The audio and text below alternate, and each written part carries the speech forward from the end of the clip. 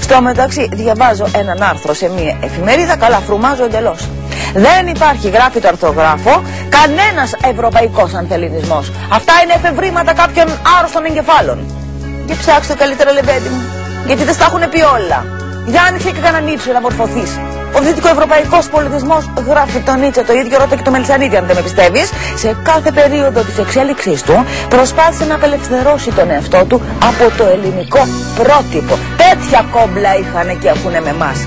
Γιατί ό,τι έκαναν οι Ευρωπαίοι έχοντας σαν πρότυπο τους Έλληνες, το Νίτσε τα γράφει αυτά, κατέληξε εν τέλει να μοιάζει με καρικατούρα λυπητερή.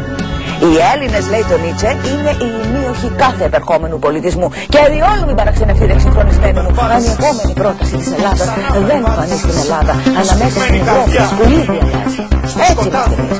Πρώτα τα στέλνουμε όξω τα καλά, μετά τα ξαναβάλουμε μέσα ή και ποτέ μέσα όλα όξω. Η μουσική ακούγονταν ανάλαφρα. Δυνάμωνε όμως. Σιγά σιγά έγινε μια δυνατή αρμονική φωνή. Οι μνήμες έγιναν νότες. Οι νότες σκέψη. Η σκέψη φως. Η Ιθάκη θα βρεθεί και πάλι.